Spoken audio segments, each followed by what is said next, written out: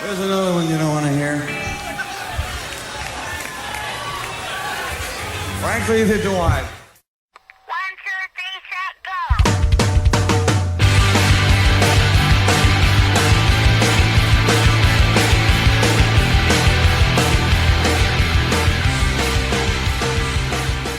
Hello and welcome to episode 39 of the Power Chord Hour podcast. Hope you're doing well out there and thanks for tuning in to another one. As always, I'm your host Anthony Merchant here with another one for you, a second one this week. And if you've not heard the one before this, you probably want to go check that out first because this is part two of my interview, my conversation, really an album analysis is probably the better way to put it, of Green Day's Insomniac with Kyle Steven, my buddy, and this is the third time he's been on the show, been on to talk about our favorite Blink-182 songs, and then at one point was coming on and we did a episode where it kind of began as us talking about like the bands that got us into punk rock, and it just kind of went, I mean, if you listen to the last one, and even if you didn't, you just listen to this one, you will see, I mean, it's more than anything kind of two buddies just bullshitting and talking about something, so we get sidetracked, and I'll take most of the blame. I think I do most of the sidetracking, but, you know, that episode kind of went from being what got us into punk music into us just shit-talking all, like, the pop-punk bands from, like, the late 2000s and just that whole, like, neon scene and stuff and just how terrible it all was. And, you know, this one we stayed on track, but it is a long one, as you can tell. That's why it's a two-parter. I had no intention for this to be a two-parter, but, you know, my whole thing is we got sidetracked a little from time to time, but I thought it was always kind of, I don't know, it was kind of funny, and it kind of all was pertinent to, you know, the topic at hand, which is Green Day and kind of like pop punk in general and that whole thing. So, like, it never got so sidetracked that I don't feel like it works within it. So I'm like, there's just no need to cut it down. You know, I mean, we did talk like 3.5 hours altogether about a record that, I mean, is about 30 minutes long. But, you know, my whole thing was like, I feel like we're really thorough. We really got to like what our thoughts were. And, you know, I mean, with us kind of brainstorming back and forth, I mean, I got to give it to him. Actually, before I was recording this, on the way from the studio, I went for a little hike. And on the way from the studio, or from the hike to the studio, I at first was listening to Dookie. And I started listening to it, and I gotta say, I mean, in this episode, I've been talking about how I think Kyle maybe turned me around about Insomniac being better than Dookie. And I gotta say firsthand, I mean, maybe 20 minutes ago, as 20 minutes prior to me recording this right now, I was listening to Dookie, and I gotta say, I think Insomniac is better. I think I like Insomniac more. I mean, Dookie's a classic. Don't get me wrong. I mean, that kind of goes without saying. You know, I mean, it's like just one of the biggest like punk rock records of all time. You know, like no matter what band or era you're talking about. But you know, Insomniac just so insanely underrated. And really, what I think I realized too is that I never gave that record the fair shot until getting ready to do this episode. You know, I told Kyle, I'm like, hey, dude, you know, let's do an album analysis on a Green Day record, and I'm like, of your choice. And I want to start doing these every now and then with some buddies. I have another one that we were supposed to do earlier, but he keeps getting busy. But it's all good. I think we got another buddy who'll be coming back on, a repeat guest, to be talking about the Descendants sometime soon. But yeah, so with Kyle, I'm like, well, let's do a Green Day one. And we talked about doing an episode on like top 5 Green Day songs since doing that Blink-182 one. But I thought this would be more fun. And he was thinking of a couple ones, and it was down to Nimrod, Insomniac, and Dookie. And he ended up going with obviously he did. That's what the whole episode's about. But we ended up going with Insomniac, and really, I mean, it made me, you know, because he picked it maybe a week or two before we did it, so I had quite a bit of time to listen to it more. And I mean, I've obviously heard the record before, but you know, I guess really sitting there when I'm trying to like dissect it and get ready to talk about it, it made me think about it more. And it's really true. Like, I like what Green Day were doing on Dookie, but if I listen on to Insomniac, they kind of did it better. Because at first, one of my criticisms going into this was it feels like a continuation of Dookie. And you've probably heard me talk about it, not only on this, but you know, a few weeks ago on the 1995 episode where I talked about all the records that came out 25 years ago. And I believe I mentioned on there where it's kind of like, you know, it's not a bad record, but you kind of forget it's the follow-up to Dookie because it feels like it's just kind of, you know, a lot like Dookie.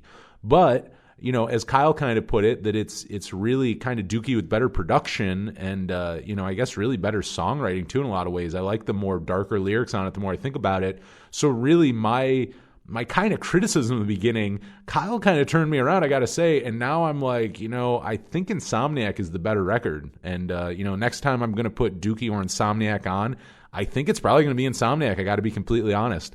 So, that's kind of what I gained out of this, but I had a ton of fun, and I mean, we still have like an hour and a half of this to go, so I'm going to shut up now, and we'll get back to it. But like I said, I mean, if you haven't heard the first half, we're picking up right now where we left off, and we're about to go into Panic Song. So, I mean, if you've not heard it yet, you missed half the record so far. So go back and check out the part one of this, but if not, get ready for part two. Thank you so much for checking out the first part and this part. Like I said, I mean, I know it's very long, but we just had such a blast doing it, and I just wanted to release all of it. I didn't want to edit any of it out. I'm like, this is all. It wouldn't sound good if I started cutting things out. I'm like, I want to keep it like this. This was our conversation, just raw, and Many things were said, some smart, some not so smart, but it is all right here. So here is part two of my album analysis with Kyle Steven with Green Day's Insomniac right here on the Power Chord Hour podcast. One of the best songs on the record, is about that. But I mean, great song, one of my favorites off of it. And moving into the next one, I like Panic Song. It's very... for one, it's probably one of the longest intros they have to a song, yet works perfectly. I'm going against what I said earlier, how I hate long intros. This one it works with. It has a great beginning to it, and it's very unique. It kind of reminds me of a precursor to what they would do on Nimrod or Warning, but as far as the context of when it came out, it's kind of a first for them. It was kind of if I look back in retrospect, I feel like it's a fresh song, kind of different. It's a punk song, but it changes shit up a little bit. How do you feel about Panic Song? Okay, so as a kid, this song gave me so much anxiety because of the intro. I could see that. Because I kept on waiting for it to kick in and the lyrics to come, and I just felt like I was waiting forever. And looking back at it now as an adult, I damn near feel the same way. I was listening to it, I'm like, yes, I remember this. And just a repeating bass line with a couple ring outs. And a minute in, I'm like, when does this kick back in again? I don't remember. It's been a while. And so in my notes, I wrote bass intro could be just an intro to an album. Not this album, but just an album. You can take a minute and 50 seconds off this song, and it would still be good. That is, what? When they break into it, don't get me wrong, the intro works as a great build-up, but honestly, the song itself would still make sense if you cut that all out. It would just cut right into it, but it would be Stuck With Me, where it just fucking hits you right away. So, I did a little bit of I kind of brought it up a little bit earlier with as far as just time in songs, this is the shortest song on the album or whatever. So technically this song is the longest song on the album, at 3 minutes and 35 seconds. The next closest one is Brain Stew with 3 minutes and 13 seconds. Now, if you take the bass intro out of this song, the song's a minute and 30 seconds. So then it becomes the shortest song on the record. It's one of them. Oh, fuck. Actually, I think it beats out Brat. It would beat Brat. If you take the whole bass intro out, it would pretty much beat Brat. Fuck. You just brought it up a second ago, not saying this exactly, but you brought something up to kind of hit me in the head with it. I wonder what this would be like if this was the intro to the album. How would you – I feel like you wouldn't like it. The way you're talking about the intro, I would feel like you wouldn't like it. I'm wondering how that would be because – part of me thinks it would be a cool way to open the record, but then another part of me would be, I think I'd have the same reaction that you do, where if I put it on for the first time, I'd go, when the fuck is this song going to break in? What the fuck is gonna happen here? So I don't know. I feel like it could have fit as an intro, but maybe it's a good thing it didn't. I don't know. It's like a punk rock Angels and Airwaves thing. You're like, when did these lyrics kick in? This song's been going on for 3 minutes, and I haven't heard one word yet. Oh yeah, no. This honestly, Panic Song, almost like the first couple times I listened to it, I almost thought it was like one of those songs on the records where, you know how they're really, actually, they do it here in a minute with Brain Stew and Jaded, where it's two separate songs, but kind of in a way it's the same. Yes. And I kind of feel like Panic Song is that way, where if you listen to the beginning, I almost feel like that's a separate track building into the next one, and it's just really well sequenced. Like, I'm wondering if that's how it originally happened. I where, could see it. It was completely different, like whether it was a different song or maybe that bass intro went into something else, or maybe they were just like, we don't like that might have been a different where this song went. Honestly, yeah, it might have been a completely different song, and they're like, we don't like what the song turned into, but the intro is really cool. Let's keep this intro and like maybe change the song, and like I'm just kind of speculating here as like a joke almost, but like maybe like the title Panic Song in and of itself was just like, maybe it was just like, oh fuck, we need to write like 2 more songs to finish this album. Here we go. Okay, here we go. And like they wrote like the intro, and then they wrote like a song, and they're like, we don't like this song, but we like the bass intro. Let's scratch the vocal part, and let's just try something new. And then that's where it turned into. I'm making all that up. No, that's a great right. point. And the name of the song, Panic Song, is just like one of those things like, oh shit, we got to do this quick. Okay. And the fact that the song gives me anxiety, like even now as an adult, as it did as a kid, like makes all the sense in the world.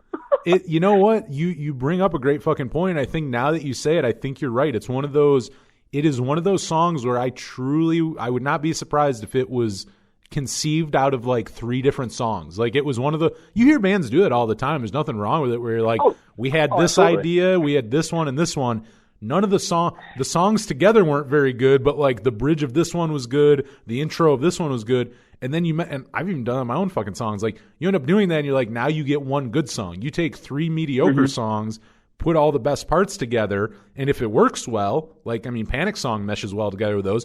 All those parts come together and make one song. But yeah, those totally, I don't, like your speculation, I kind of think might be fucking fact or truth. I think you're onto something there where, yeah, I think that probably originally started as a couple different songs just meshed into one. But it's another one. It's a good song. It's not it's not up there as my all-time favorite, but I like it. Good energy. And once it really kicks in, fucking great. Yeah, no, like I can completely do without the bass intro. Like if I just want to fucking hear the song, like, let's just go. I want to fucking feel it. but like when we're in the meat of this album with Babs 86 and this, like I don't hate it. It's a great middle section of the album.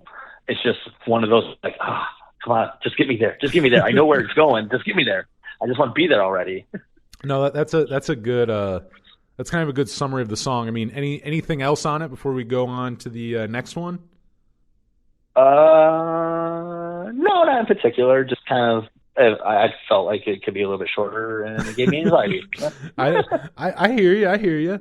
The next one on here, this one is in my top 3. If we're talking top 3 songs on the record, one of my favorites, maybe even this might be of the top 3, might even be my favorite song, and I really never realized it up until doing basically prep work for this episode. And when I say prep work, I mean listen to Insomniac a lot. But Stewart in the Avenue.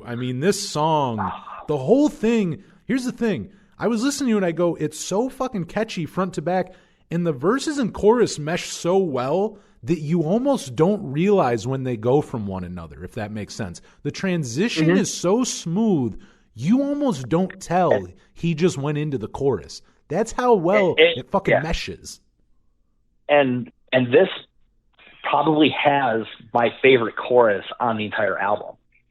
It is a good fucking chorus. Just everything about it. And like, yeah, you're totally right. Like the way they kind of blend between the two, like it's I don't know. It's perfectly done where like you don't think of it as like am I still in the verse, or like have we hit the chorus yet? Like I don't know. It's cool. No, it just goes right in. You don't even notice it. The whole arrangement, it's another one of those where I think like as far as them as a trio goes, like a lot of no nonsense, not a lot of layering here. There's not hidden shit. Like there's some bands where when you put on like a good pair of headphones, you listen to certain bands, you'll put on certain albums, you'll start hearing shit you never heard before. And like you'll start noticing things from that. There's certain albums that are like that. And that's great for some bands. Green Day is not like that. Like you don't, there's every now and then like maybe a guitar part, you're like, oh, I never noticed how cool that was. Like I said, you may not realize how good like Mike's playing bass, but overall, there's not studio trickery in here. If you listen to this song and dissect it, there's not a bunch of hidden studio things that make it good. There's not like layered hand claps or like they're not playing piano chords underneath the guitar. Like there's none of that is happening here. Like this is again where just you got the best out of Green Day for just letting them be and just be a fucking trio. Like another one where it's like, you know, the major label isn't asking them to write When I Come Around Part 2 or maybe they were and they just didn't do it. But like you listen to a song like this and you just go, they just let Green Day be Green Day. And this is what you get. Yeah. You just fucking like as a trio, this great song. And another one too where Billy Joe just that snotty, it's just snotty, it's bratty, including in his it's also a time thing. Like, I mean, I don't know that they could write Insomniac nowadays. Like not even the whole album, but there's certain songs early on where when you think about it, it's like, actually, I think Longview's a good song, a good example of that. If a 40-year-old dude, like you hear it now, and it's fine. It's like if like a 45-year-old dude wrote Longview, I don't think it would have the same like genius or delivery, and it wouldn't like be taken the same way. There was something about a lot of those songs being written and being sung by just this like bratty dude in his early 20s who was kind of confused about life, and you can hear it in his voice, and there's an innocence to the band and shit. And I think this is one of those songs where it's like you wouldn't hear this song on later. This isn't a song you would hear on a later era Green Day record. This is a song that fits on this record in this time and place. He's a 23-year-old dude who just like he's in the middle of all this shit we've been talking about with the success of his band and all the other shit going on in his life. And this is just a great example of that. It's just like what made Green Day so good. They're just they were bratty young dudes who had, they sang about all this different shit, some funny, some not. But at the end of the day, also, it's very relatable. You listen to like something like this, it's just like, just a fucking relatable song. Like, it's no nonsense, but you can listen to it and you're into it. And it also has like probably like one of my favorite little like single lines, like lyrically, which is just a long lost king of fools. That is a good fucking line. That is because it's so like plain Jane relatable. Like you're amongst like so many people like in this world, and like yes, you are like you should be the most important person in your own life, because you got to take care of yourself first, and then like family or your kids or whatever. But like I feel like with that line specifically, like you're just as lost as everyone else, but you're in control of like yourself. You're just, I don't know. I wrote a lyric. It's in this notebook, I think. I wrote a lyric that is like nearly like the meaning of it is almost identical. I can probably find it here in a quick second, but it was literally like, I feel like I'm so much bigger than myself, but I don't feel any different than anyone else. I like that. Here it is. I just found it right here. God, I don't know when I wrote this year-wise, but the line is, I'm the leader of the broken hearts when our heroes have fallen from love. Oh, I like that. There's that first line. I'm the leader of the broken hearts. Like maybe I loosely even like referenced this Green Day song as like a thought, but not even thinking about it. It's that great. It's like that great fucking like that, like you did in yours too. Like where it's that line where it's this almost backhand, like you're calling yourself the leader of something, but like but at what cost? You know what I mean? Like when you look at what it is, though, it's like that interesting. It's that like really, and once again, very relatable. It's like just something that I think anyone can really relate to, and just one of those. That's kind of the genius too. Is he'll drop those lines in songs that you don't really realize until really half the times you can't tell what the fuck he's singing. But when you realize what he's singing, you're like, that's a really good. Like, no wonder that song's so good. Like, and no wonder why. Because once again, it's like, Dookie's a punk rock record, but it's like if you look at the lyrics, I mean, you don't have to be into punk music to relate to most of that shit. Like, they were singing about very, like, I mean, really accessible things. You know what I mean? They're not singing about really specific shit that only some people, like, would get or relate to. They're just kind of singing about life as, like, a fucking young person. And it's like, again, doesn't matter if you're listening to Dookie in 94 or, like, 2004. It's like, record, like, still is relevant and still means the same thing. Like, that's why I think there's still young kids who get into Green Day and hear that shit, and it means the same to them that it did to, you know, a fucking 14-year-old when the record originally came out. You know, like, teenage angst really doesn't change. Like those basic human feelings, like, don't, you know, if they're writing songs about shit of the time, like, to be timely or drop in references to, like, you know, like what was popular in 1994, you end up you know, you age yourself and shit. Whereas Green Day really never did that. The simplicity of it and those and lines like that, you can listen to at any time, and you're just like, that's just fucking good. Absolutely. You know? But that's another one too. Like, that line is another kind of example, like, of that Replacements Paul Westerberg influence that you hear from Billy Joe, where it's like lines like that where I'm like, that could have also been like a fucking Paul Westerberg line. Like, that shit, like, once again, where I'm just like, people who like Green Day, like, if you like Billy Joe's songwriting, once again, the Replacements don't straight up sound like Green Day or anything like that, but if you go listen, you go, oh, that's where Billy, like, that's where he got a lot of his genius. Yeah. And in a great fucking way. Yeah, like not in a bad way at all. Like, not like he's ripping them off. And kind of to that exact same point, but on a smaller level, the intro bass line to this song, there was a band that my band toured with, another little local band, and they had a song that the bass line started kind of the same way as this one. And I'd always get super pumped because I eventually realized, obviously, they're not covering the song or anything like that. But every time I heard that bass line, I thought of this. And I always meant to ask that bass player if you took any loose influence from, you know, Stewart and the Avenue from Green Day. And I never got around to it, but I almost liked that, like, in my head, I'm like, this bass line brings me back to this. Like, I feel bad. I can almost erase all of that local band's song in my head. Just that fucking bass line? That bass line was so cool that, like, I could just be like, give me that bass line and I'll just plug it into Green Day and I'll just keep the two connected forever.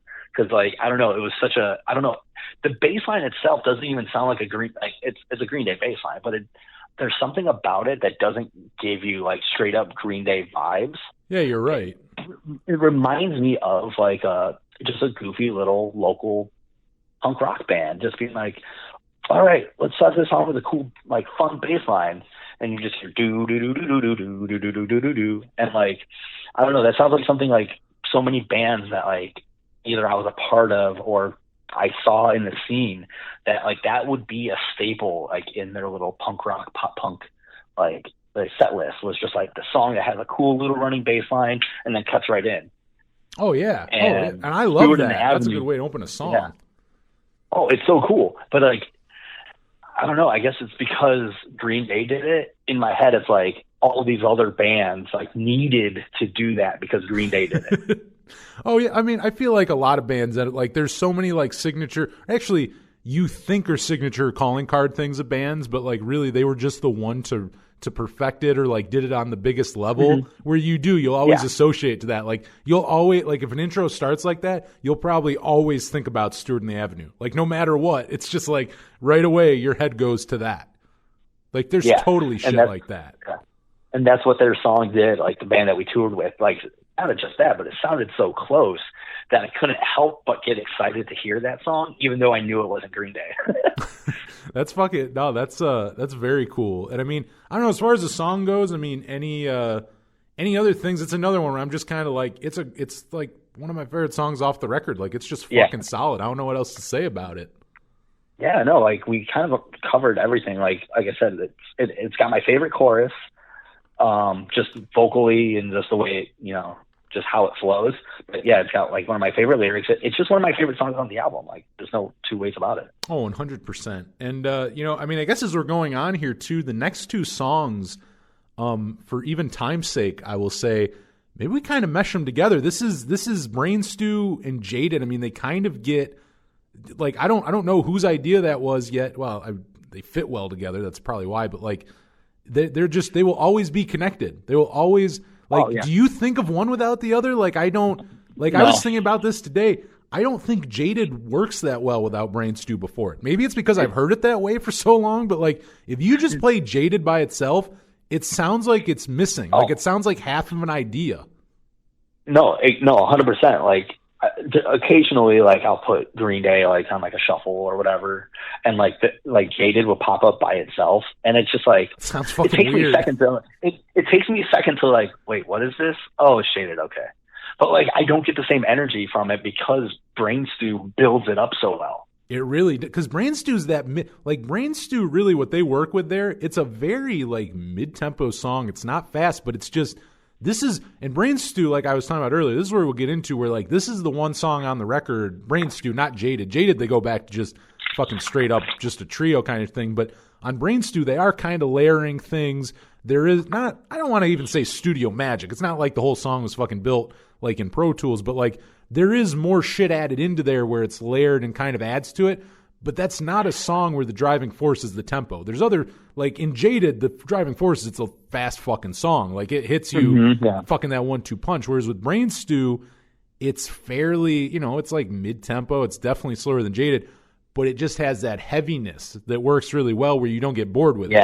Because really, if you had a 3-minute fucking intro song before Jaded and it was like, I mean, look at, we were talking about Panic Song and you're like, a fucking minute in of that is too much. So imagine if fucking Brain Stew was not like that. It was just a fucking terrible, like, 3-minute build-up that would not work. But, like, it's funny that it does because, once again, Brain Stew is fairly different from Jaded. They kind of change it up quite a bit, but it's like, totally do. You need one with the other. Like, like, here's some Joser shit. If you're like a radio station and if you play Brain Stew and you don't play Jaded, you're a fucking piece of shit. Like, if you have to. Yeah. And they almost all do. Like it's very rare where like I listen to the radio like more often than probably the regular person does, just because sometimes I get bored of my music. But like nothing wrong with radio, boy. No, dude. nothing, not at all. Like I listen to it a lot. It's just so many people have CD players or they just plug their phone in or whatever, and so like they don't need to hear talk radio or whatever. But like I still listen to it way more frequently than probably most people.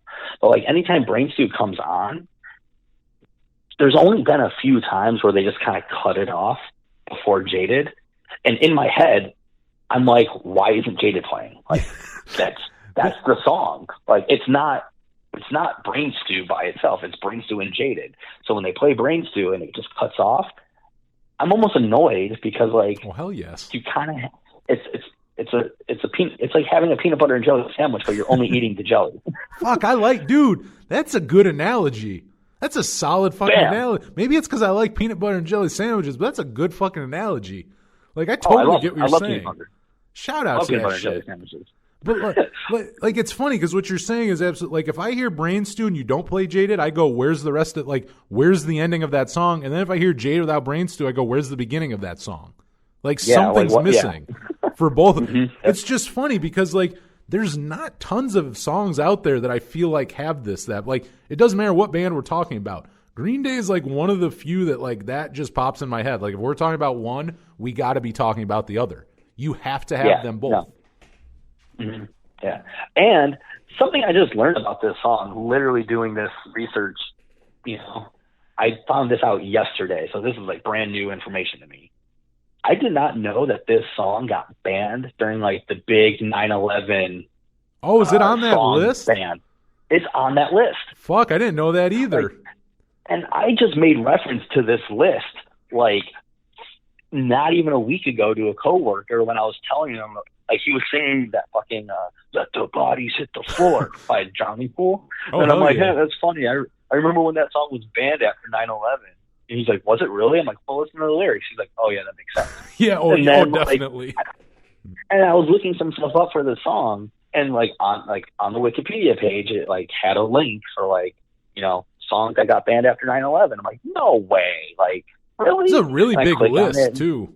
it is a big list, and like I kind of scrolled through it yesterday, just kind of looking at some of the songs that were on there, and some of them didn't make sense to me. Not at all, dude. Some of them you look back now and you're like, why was that banned? Like a lot of Rage Against, there are a lot of Rage Against the Machine songs on there. I'm like, they're just like because they're political is why they're on there. But like outside of that, I'm like, I don't really know what most of these songs have to do with 9/11. And like, kind of thinking back towards the song, like I don't really see like why this needed to be banned. No, now, not at all. Like I hear it on the radio, and obviously there's been many years have passed since then. But like, I still hear it on the radio, and I'm just like, yeah, there's nothing wrong with this song. And then I found out it was on like a 9/11 ban list. I'm like, really? Why? There's like, and I knew we would get back to them, but like, I think one of the reasons why Stay Together for the Kids wasn't a bigger single was they were recording the fucking, the music video for that. Fucking video. Yeah. For like 9/11. I think they recorded like the day before they did that, like September 10th, literally like the day before 9/11. No, there's literally video of them on set watching the news while it's happening. Shit. I didn't okay. So that happened on 9/11. Yeah, so like, I have a greatest hits DVD and shit, and you can actually find and watch the original version of the Stay Together for the Kids video, because after 9/11 they changed the concept. Yeah, anyone who hasn't seen it, they're basically destroying. It was an abandoned building to begin with, right? Like it was a building, but it got destroyed at the end, like fucking just it was like boulders and stuff, like for a broken home, basically. Exactly, it was a wrecking ball, like destroying a house. Yeah. So when they redid the video, it was just like a big, like, kind of not party, but like a big, like, kind of messy, graffitied, kind of just messed up house with just a bunch of people going crazy, and there was really no imagery to be like, oh, that's 9/11 related. But if you watch the original version, it's a fucking wrecking ball, like destroying a house. Which, again, it's a loose analogy, but it's still something like a building being torn down. So I get it. It's such a great, like some of the stuff I told, like Bodies is one where I'm like, I could see someone like on September 11th, 2001, if I was listening to the radio, maybe Bodies isn't the song to play. Like there are some songs where I'm like, yeah, I mean, I kind of get it. Yeah, like the music video one is kind of like, I get it, but I don't. Like, you know what I mean? Like I get where they're coming from, but I'm also like, well, I don't know. It's the same with Bleed American, dude. It's like, I don't know how I feel about that one. I'm like, Jimmy Eat World, yeah. Like, that's another where it's like, we're going to release this. And who would have ever thought that when you're putting that out? You're like, well, this terrible thing's about to happen. But it's the same thing where I'm like, I don't know. I kind of get changing the name of it. But then I'm like, we also got to a point with that list, and we'll get back to these songs, but like, where it's like anything that even remotely references a plane or a building or like fire was like banned. Like that's where they went too far. Where it was like some of the shit made sense. Then they just started going like, well, this thing says fucking they can't play Jefferson Airplane because fucking airplanes and like shit like that where you're like, all right, now we're getting, and I don't know if they actually ever did that, but I'm just saying like they started doing things like that where I'm like, I don't know, that's a bit much. But that is interesting, what you bring up, that if no one's ever seen that before, you go on Wikipedia, there's a huge list of songs that got banned after 9/11. Yeah, and the only other thing I'll say about these two songs, because we're kind of doing these jointed, is that as a kid and even as an adult, as much as I genuinely enjoy these songs, like I won't skip them if they're on the radio or if they come up on my shuffle or whatever. I still don't know all the lyrics to Jaded at all. Like that's a song where I just mumble through most of it. Something will get you nowhere is about all I can say. I think he says there is no progress, but probably not. I think he says fuck up equilibrium. He does say fuck at some point because they do censor it. He does get censored at one point, so fuck is in there. I think he says like fuck my equilibrium or something along those lines, and I think those are like the only lines that like I can comprehend. That's another one where I'm pretty sure that song had a vocal melody before lyrics. Like just 100%. Like there's no way, because if he didn't, then there's no way he would have written that many fucking words. Like it just would not have. It wouldn't have made sense. But what was I going to say on this one? I had a couple more things before we move on. I'll keep them brief here. But one just kind of funny. There's two. Now, Geek Stink Breath, the entire music video kind of gets me. But there is one scene on one Green Day. Actually, okay, that's not true. There's another one. But it's just for a second. But when the maggots come up on the music video, I think it's in the brain stew section. I still do not like that. There's something about that. It's just like one or two times. You know what I'm talking about? It flashes on the screen and it's just this big old fucking thing of like maggots just squirming. And it's disgusting. It's for a second, dude. You'd miss it. Like if you don't remember it, I wouldn't be surprised. It flashes like maybe two times. Okay, because I was gonna say I remember the music video is just kind of like not like a bulldozer, or it's like a caterpillar, like in a junkyard. Trucker. I think for a lot of it. And it's just like dropping garbage off and like. Because I think isn't there like a couch that he's like sitting on most of the video? Yeah. I'm with you. I haven't seen it in years, but that's what sticks out to me is that like 2 or 3 times it just pops up on screen. And I was gonna say those are the only ones, but then I forgot about Jesus of Suburbia, where they do show the guy slitting his wrists, and I remember not fucking liking seeing that either. So I guess there's been a few Green Day fucking videos or parts of their videos that I'm like, I gotta look away for that. I'm normally not squeamish like that, but I'm like, nah, I can't watch that shit. Nah, I'm good. But it is I guess the only other, I mean, I said it 100 times, like most produced song on the album, I think, like the layered chugging, like we were talking about that, like in this, like they did things like that. Like the first verse, I think there's only one guitar. Then in the second, they layer that second one underneath. Like in the chorus, they definitely double his vocals in a couple parts. Like there's like, I would say this is easily the most produced. Like this one, which is also funny. I would have assumed this was the song got a lot of the Dookie money. Yeah. Oh yes, dude. This is what they spent all the Dookie money on, was brain stew. But like, for as produced as it is, I would have thought this was the first single. This didn't get released as a single until 1996. This should have been the lead off. Yeah. And 100% should have been the lead off. And like, I feel like if this was the lead off, especially since it's like 2 songs, and obviously the success of Dookie didn't help at all. But if you separated the two, even about like, say like 2 or 3 years, if this was the first single, no matter what they would have put after it, would have been more successful than what they are currently. Ooh, I like that. I can't disagree with that.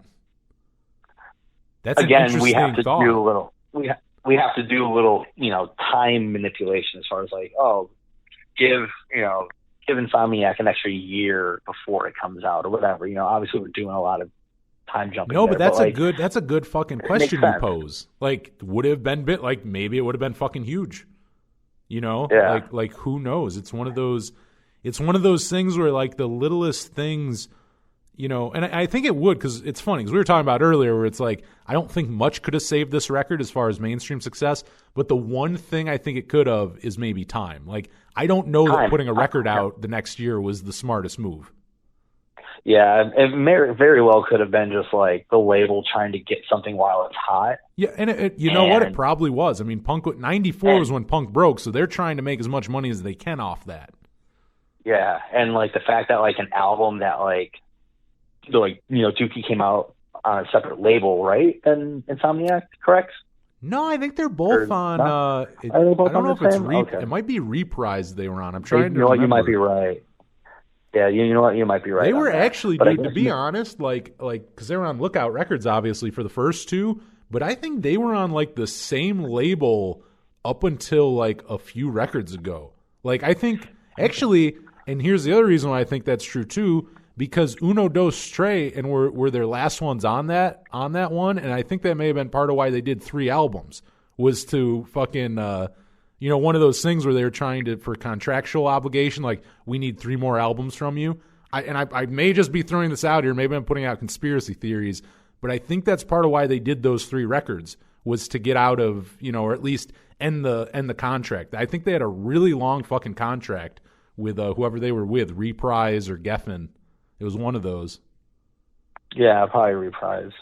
But that they actually. So once again, I mean, signing to a major label for as much shit as they got, I think the label treated them pretty well. I mean, it's not like you really ever heard anything bad out of it. Like, yeah, they really fucked us over or anything. Like, actually, and I love Lookout Records, but I think they had more issues with Lookout Records than they ever did with major labels. Lookout Records, I don't think, paid them royalties for years afterwards. I think the fucking small label fucked them over more than the major did. Like if you want to talk about more irony of the whole sellout thing, it's like, I think they had more issues with Lookout Records than they ever did with fucking, whatever major they were on. I'm just throwing it out there. But all right. I mean, yeah, and we can move on here, but I can't move on without saying this one thing. And I got to ask you if you've ever heard this, and if you have not, you have to go listen to this when we're done with this, dude. And I'm talking to anybody listening to this. You have to go listen to this 100%. Have you ever heard the Godzilla remix of this song? I think I have, but it's been so long to the point where I couldn't tell you anything about it. But I know it was in Godzilla because I did actually like that movie when I was a kid. Okay, well, literally the reason why it's a Godzilla remix, you need to go listen to this. All they did was add Godzilla, just fucking Are doing. you serious? Dude, I swear to fucking God, it's just brain stew with clips of Godzilla. Just fucking doing his yelling? I can't even do it like fucking roars. He's like roar. You have to go listen to this. It's the funniest fucking thing. I'm totally gonna check that out because I knew it was in the movie, but I didn't know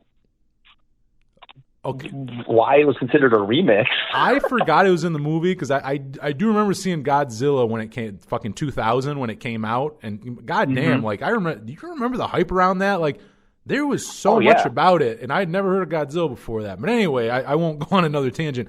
But I remember seeing it, and I don't remember brain stewing it, but years later, like probably 2007 or 8, I bought the soundtrack at a garage sale for like $1 because I saw Green Day was on there and a couple other. There are actually a couple, I can't remember off the top of my head, but not a bad soundtrack. There's a couple really good bands on there, but I'm like, what's this Brain Stew Godzilla remix?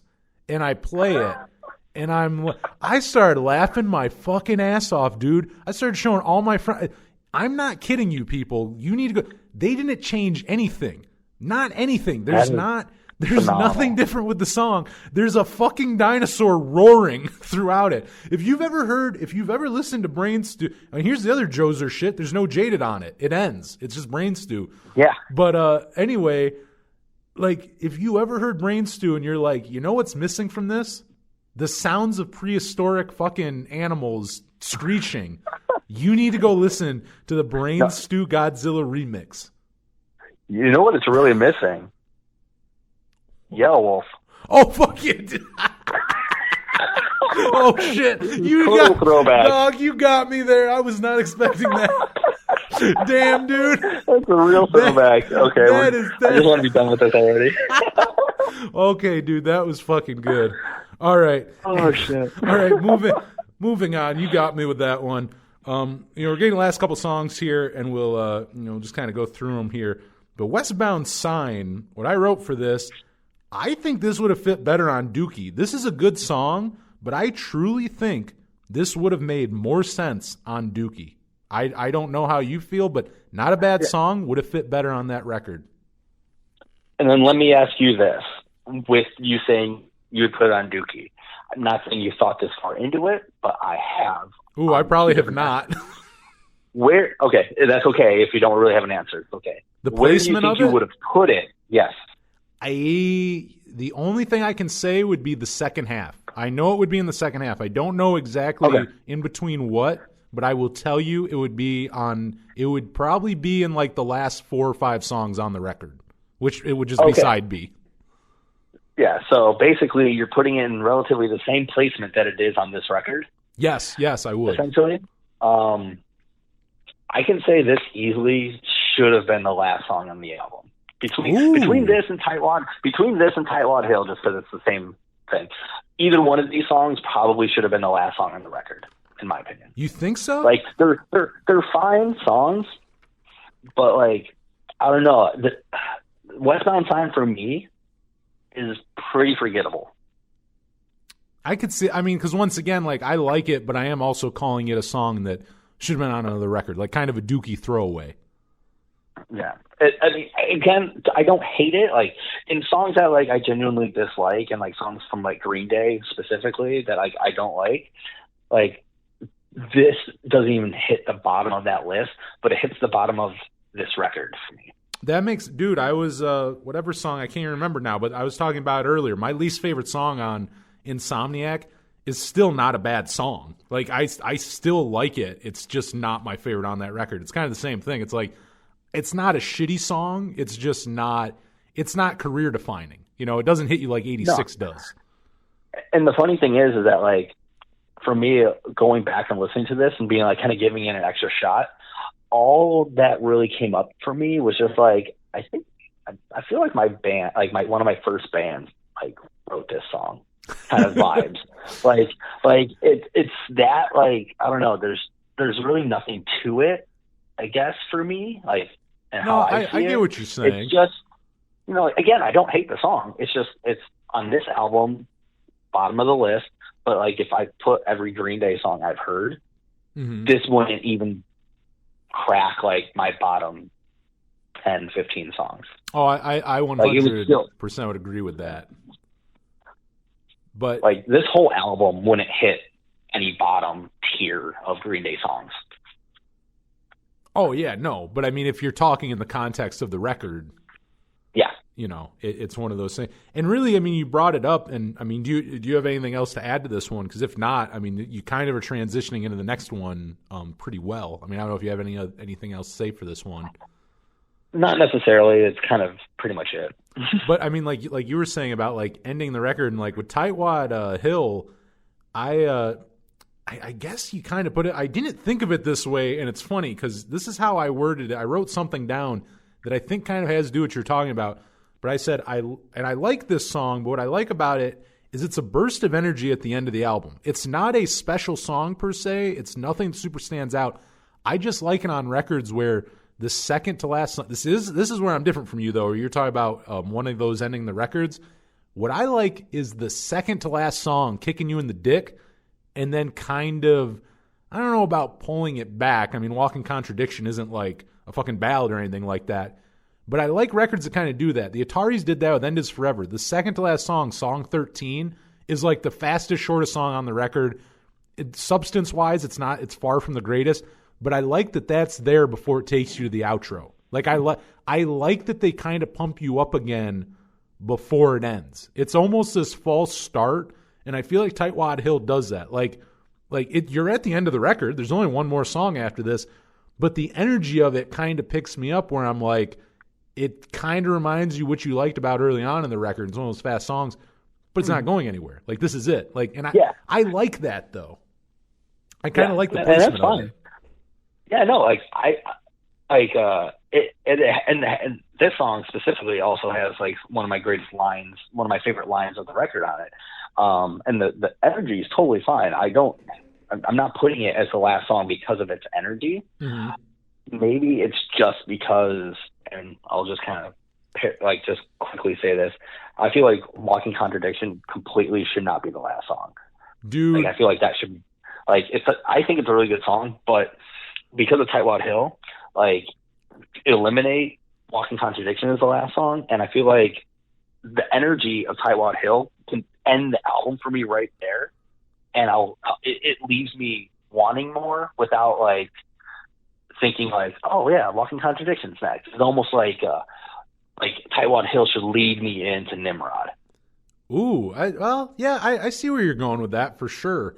And let me ask you then too, and I mean, I know you said Walking Contradiction is a good song. This question isn't so much of if you like the song or not. That's kind of aside from it. But would you take Walking Contradiction off the record altogether, or would you place it somewhere differently? Once again, not in a sense of if you like the song or not, but do you think it would have been okay just off Insomniac? Like, would you almost just take it off altogether, or would you, instead of having it as a closing track, throw it somewhere else? I would keep it I'd keep it and throw it somewhere else. Ooh, I don't know where. Maybe early on. I don't know where. Maybe earlier on like might be cool. So the only reason in my head I feel like it should be early on is just due to the fact that it's a hit, and it's got Yes. a good video to it. Oh, Because- that is one of their best videos. Yes, I love the music video. It's one of my favorite music videos, like just in general. And I've had a theory for years when it comes to like albums and singles and this and that, where like 90% of the time, like we kind of brought this up earlier, your first song is the introduction to the album. Mhm. Like that kind of gives you a general vibe of how the whole album's going to go for the most part. Sometimes that's a hit. Usually it's not on most albums. Song number 2 on most albums is usually, again, a decent song, usually switches up the vibe just enough where like you can still tell it's the same band, but maybe there's a little bit of growth or a little bit of distance between that and the first song. Song number 3 is always, in my head, a hit on almost every album. No, Now, dude, obviously that's not the 100%. Number 3 is always like the hit. And it's funny because Stuck With Me is number 3 on That's this what album. I was going to And say it's- that. And it's technically a hit, but it's not technically. Where I feel like Walking Contradiction can slip in that number 3 spot, and it probably would have done a lot better, like, in timeline-wise, if they did Brain Suit Jaded first and then Walking Contradiction. Dude, you're reading my mind. I mean, that was basically the shit I was about to say. As you were saying, is like maybe track because you're right. Track 3 is normally where like the big single goes, and a lot of times, and yeah, you wonder maybe that should have been track 3. Like Stuck With Me, as much as we love it, and obviously other people didn't love it as much as we do. So maybe it being there would be a better place. But let me also ask you this, because I think this may play as we're obviously transitioning and Walking Contradiction, your last song, but Did you hear this song before hearing the rest of the album? That's what I want to know, because I heard this song before hearing the rest of the album, and I think that's part of why it affected me the way that it did. You know what? I'm not 100% sure thinking about it. Because I'm Because going. I know I definitely. Oh, go on. Well, like I was just kind of going like what you were saying there with singles kind of being in another place. It's so the first thing I have written under Walking Contradiction, it's the first thing I thought when we were getting this ready.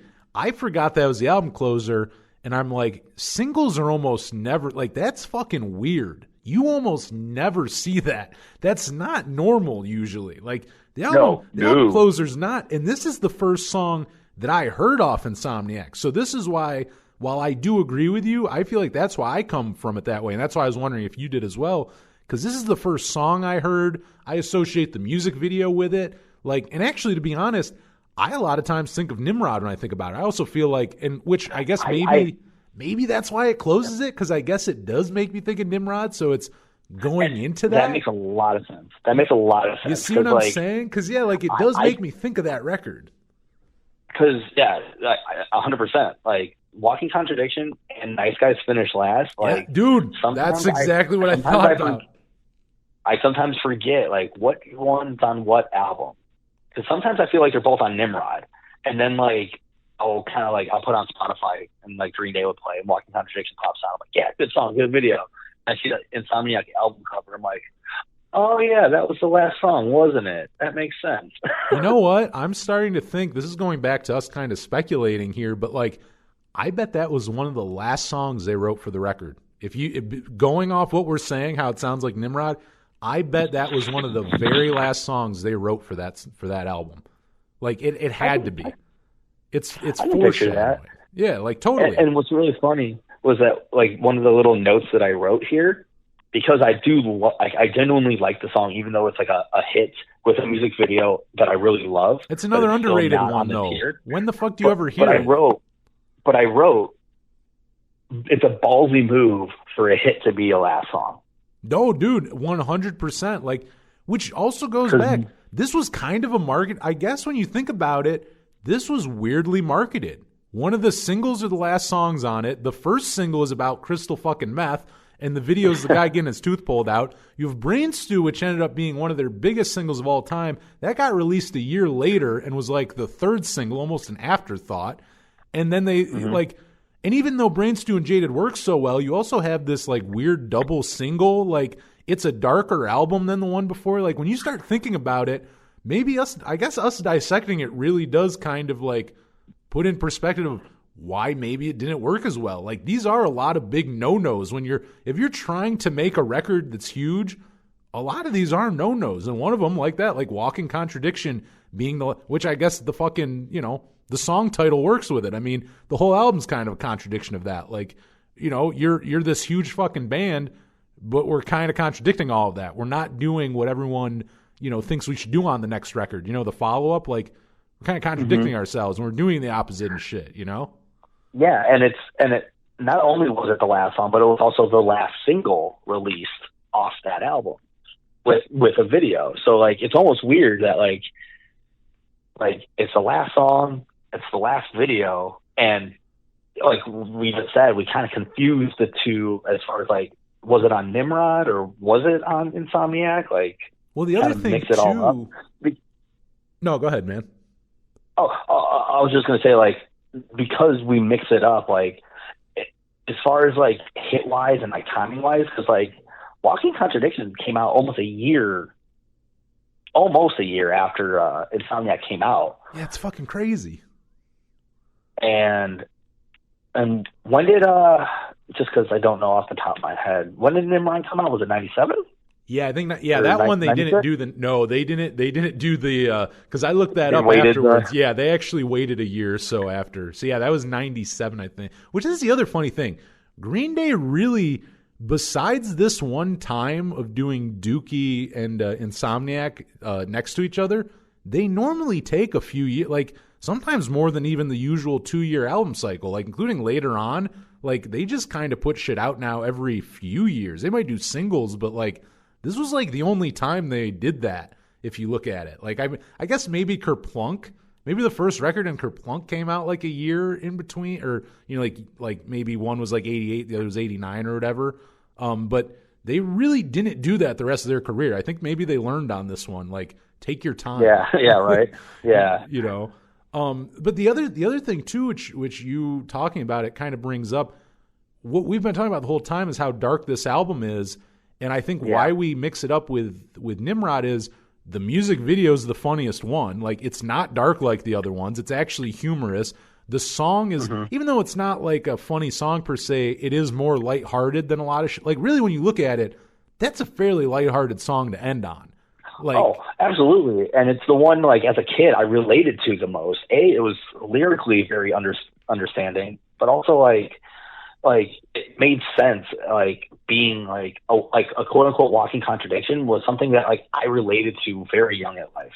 Oh yeah, and it is. And you're right. It's like something you get, and also you can understand what he's saying in that one. Like you can kind of, for the most part, you get it, and it's like it's also like it's kind of more crafted. Not like a pop song per se, like a straight up pop song, but it is crafted in a way where there's like the hook of it and the whole thing.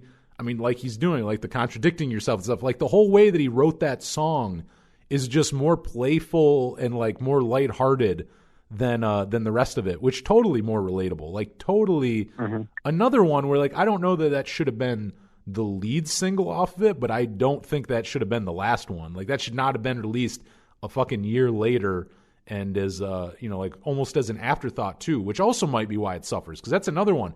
I mean, we've said it. I mean, if it's not Brain Stew or Jaded, you don't ever hear it.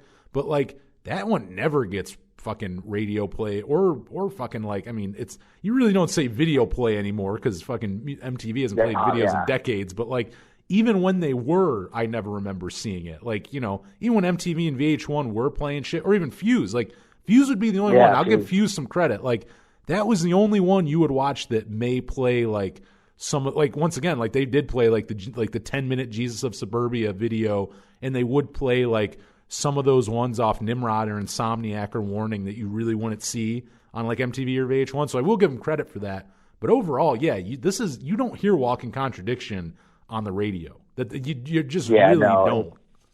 And if you do, it might be once in a blue fucking moon. Oh yeah, I mean it's basically like they got to do like a fucking like they'll do like the 2 for Tuesday, or they'll do one for like we'll do like a 4-song block or something for like Memorial Day, and that's when they start pulling out those obscure ones that never get played. It's like, what's the 4th Green Day? Something like, we already played Boulevard of Broken Dreams When I Come Around in Basket Case, and then they'll pull out like one of these. But like sadly you don't, right? Which makes no sense to me, because people, which also though I will say this, as far as like commercial radio goes and stuff, people do bitch about things getting played too much, but then people also like to hear things the same, just over and over again. So it's this like back and forth. But what I'm getting at is Green Day has all these singles. They're far from a one-hit wonder. So it is insane that a lot of these songs just don't get love. Because I get it where if you're on the radio and you play certain acts, you have to play the hits. Like, that's just how it works. But Green Day has tons of hits that just don't get fucking played, and I'll never understand it.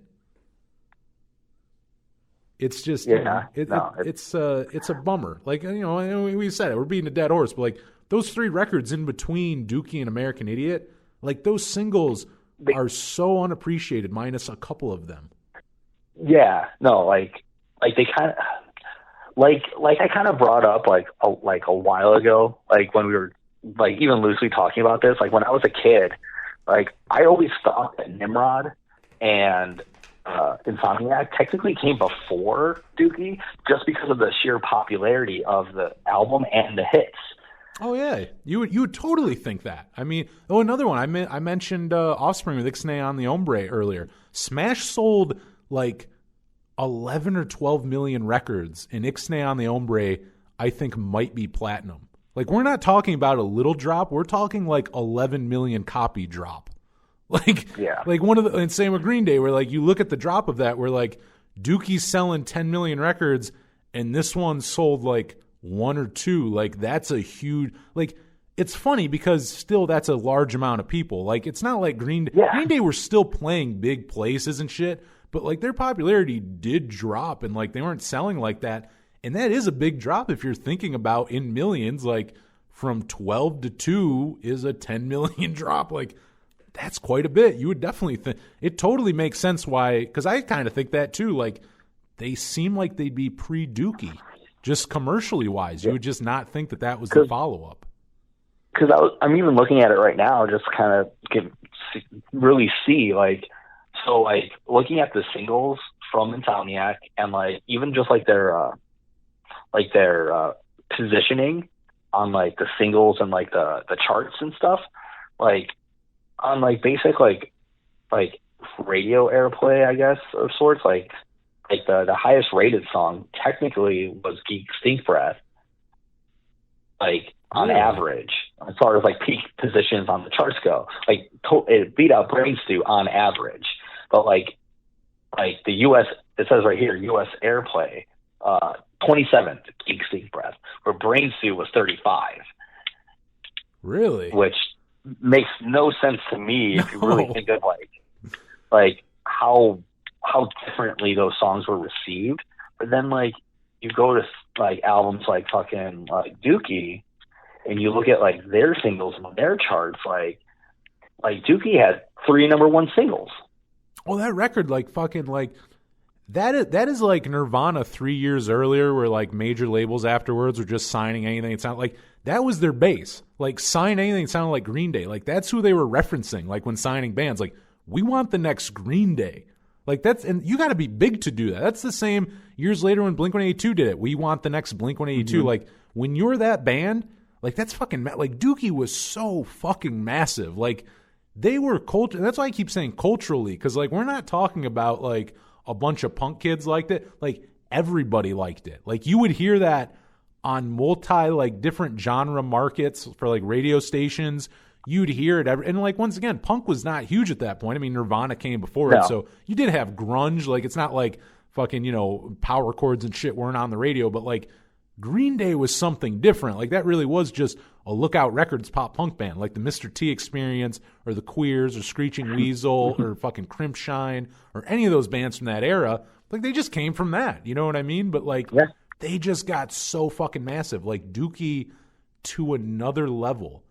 I was talking about some of this before. Like, how did other albums not get as big as Dookie? Just because, once again, a lot of their contemporaries made records that sounded like Dookie but never got as big. And the person said just simply, it wasn't Dookie. Like, Dookie's just a good fucking record. Like, that's why it got big. Like, if you're wondering why that got bigger than their other bands, it's because they just wrote a great fucking record. And I mean, the way it got perceived by the mainstream and shit is just insane. I mean, once again with American Idiot, but Dookie, I mean, it's fucking huge. So that drop is just fucking crazy afterwards. It's insane to see it. you can't fault them. Like, it's not their fault that the album didn't succeed, because like we're saying right now, like, Insomniac is a great album, and it may take some people to kind of go back to it to kind of appreciate it now years later. But like, at the time, it was like such a quote unquote failure record sales wise, that like even people that like don't know the album just be like, well, Green Day sucks because they didn't do anything good after Dookie but like up until like American Idiot. Like, no, that's not true. They put out good stuff. It's just because of how successful Dookie was, that almost no matter what would have came after it, would have looked like a failure anyway. Even if you gave Insomniac, say, 2 years after, probably still would not have done as good. Maybe a little bit better, maybe 3 million records or whatever. But like, again, it's not going to be the number. And you got to think, like, for the dudes in Green Day, just the fact that like they had another record that went over 1 million sales after the huge commercial success, probably to them was cool as fuck. Oh, as a punk band, totally. But like, yeah, it's still a punk band at heart. It's not like they blew up and all of a sudden they're like, we're a contemporary rock band now after one big hit punk rock album. No, like, they stuck to the roots and they did what they wanted to do, and the sales didn't reflect that. But I'm sure there's hundreds and thousands of people that think this album is just as good as Dookie, if not better, or whatever. But like, it's like what do they call those things? Like, it's like a cult classic. This album is like a cult classic amongst fans. Like, you can put everything out before it and after, but like Insomniac, I think, is going to be on everyone's like top list. But the sales didn't reflect it in the time. No, I think you're absolutely right about that. And I mean, kind of like, as we're like closing shit up and whatnot here, like what you like what you were saying about, and I think you're like dead on what we were talking about earlier, is like, maybe at the beginning part of my criticism was almost like not a criticism. I did like this record, but I'm like, it's weird that it came after Dookie because it feels like a continuation of Dookie. But the more that we talk about it, as simple as that sounds, it's Dookie with better production and stuff. The songs are a little better too. Like really, you kind of turned me when you said this earlier, your hot take, really, and I never thought it before. I don't know. This record might be better. Once again, I may like Dookie more, but I think Insomniac's the better record. Because I have memories connected to Dookie and whatnot, and there's a massive songs on it. But it's like one of my favorite albums of all time. But like what you were saying too is like, if we're looking at it from a songwriter standpoint, like them as a power trio, like all that shit, Insomniacs, they were better musicians, they were better songwriters. Like, if we're going off that, it's the better record. It may not be a personal, like, which I don't know. You might be changing me now, and I may like more Dookie. But what I'm saying is, even people who like Dookie more than this, I almost think anybody has to look at it, take a step back, and go, even if you like Dookie more, they upped their game on this one. Even if they were doing a continuation of Dookie, they made it even better. They didn't rehash Dookie. They perfected what they were doing there.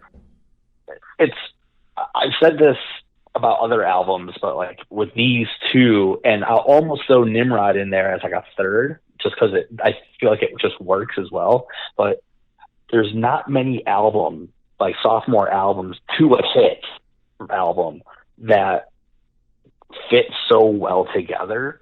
Like we said earlier, like you can play it all in one big album, and it doesn't seem like there's a big difference. There's that, like the hit sophomore album is, in my opinion, just as good. But even that, Nimrod, that follows up Insomniac, is a good record on its own as well. But you put all three together, you have like a trilogy of like punk rock, evolution just between the two albums, that like, I don't know many bands that can put three good albums out in a row. No. Green Day did it. And Green Day did it with, Dookie, Insomniac, and Nimrod. They could have stopped at Nimrod, and those two albums would have held up together as like a major and then like a sophomore album after. They did it another time after that, which I think is a testament to just how good of musicians they are. But again, the sales don't reflect it, and it's a shame. Oh, I think that is like one of the biggest things we've talked about on here too, is like, album sales making you, like you said, like someone might look at it and go, like if they not heard it and they're just like looking up, say, Wikipedia pages, they just kind of know a little bit about Green Day.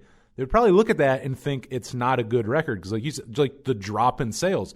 That's for, like, this is a good example of why you can't trust shit like that because it has nothing to do with it. Fuck sales. This thing could have sold 10 copies. Like, it's a good fucking record. Like, if Billy Joe's mom is the only person who bought this record, it doesn't take away that it's a good, like, they may have not even been signed to a late, like, imagine they never signed to a major. Dookie just came out on fucking Lookout or something, and this was the follow-up to Dookie. It's just a solid, like, if you took all that bullshit out, it's just a good record. You know, like, fuck the sales. It's just, and even with that, it's still sold more than their contemporaries. Like, any other punk band of that era, even when they're only selling 1 or 2 million, like, that's like what the whole roster of a lot of, like, labels were selling. Like, their entire roster might have connected to 1 million sales, if that. So, I mean, you know, still, like, the biggest punk band on the planet, even then. But, it is, like, it is one of those things where it's like, it sucks that might affect people, which you're a fucking joser if you don't listen to a record because it didn't sell a lot. But, like, you know, still, like, that should not reflect on it at all. This is some of their best shit, yet it's some of their most overlooked. Which, once again, kind of funny when you talk about a band like Green Day, because people are probably like, what do you mean underrated or overlooked? Like, you wouldn't really connect them with that, you know, but it's like, it's true. Yeah, no, not at all. They're like, they've made records that to this day just don't get the credit that they deserve, and this is probably the biggest one, you know? Yeah, because, like, I know a lot of people that love Kerplunk, and, like, they're like, well, Kerplunk had to happen for everything else to be a thing. Like, I guess that makes sense. Oh, sure. Like, Dookie, obviously, they blew up, you know, and we're kind of just word vomiting at this point, just repeating ourselves. But it's more, God, so many people I know that don't really understand this record due to the fact that they just didn't give the chance besides the hits. And if they just give it a chance, I think they'll, like, obviously the sales aren't going to matter anymore at this point, but people can now go back and reflect and hear it maybe now as an adult and not think of it as a kid and just be like, give it a shot and really experience this album for what it is and not for how it was received. Oh, absolutely. That's a good way to, like, fucking close it. That's, like, good closing remarks, dude. I mean, like, 100%, and, you know, it just is underappreciated. And if you didn't like it at the time, go back and listen to it. And if you did appreciate it at the time, go back and listen to it. Just go listen to it. It's a great fucking record. But that is our album analysis. And I just want to point out here, I mean, I fucking love this. This is fun. But you could have listened to Insomniac, I think, maybe 12 times. You could put that record on and listen to it about 12 times in the time it took us to analyze it. The album is just over a half hour long, so you can do the math. Okay, yeah, okay. Then here, I'll be real. Then if it was over a half hour long, we're sitting now. If you cut out our little, like, us just kind of talking pre episode, we're at about 3.5 hours. So you could listen to Insomniac about 7 times. Man, and you should. Then you can get back to us, and let us know how wrong you were about this album back when it came out. Yeah, it only took us 3.5 hours to make you realize what a fucking idiot you were. But see, we could have done the South route the way they used to do episode reviews on, like, the DVDs. They used to review an episode like in like a minute and a half or like 2 minutes. They just like, oh yeah, I remember when we made this and we made that joke. Well, here's the rest of the episode. That was it. Fuck that. Fuck that shit. Imagine if we had to try to review this whole album in the length of the album. Jesus Christ. We didn't get into the first track until like an hour in. I don't think we would have been able to do that. Nothing wrong with it though. I mean, I hope people listening to this like it. I feel like if you're a fan of the record, you probably like dissecting shit like this. But as we close out, dude, I mean, any fucking plugs for you or anything you want people to know? I mean, that's kind of you've given us all this time. Is there anything you want people to know about before we close up shop? Peanut butter and jelly sandwiches are rad. You can't have a brain suit without the jaded. Fuck yeah. Fuck yeah. Very true. Honestly, I'm just thankful that you allowed me to be back on here and just spew more nonsense about some really cool shit, and It's not the last time. being able to talk.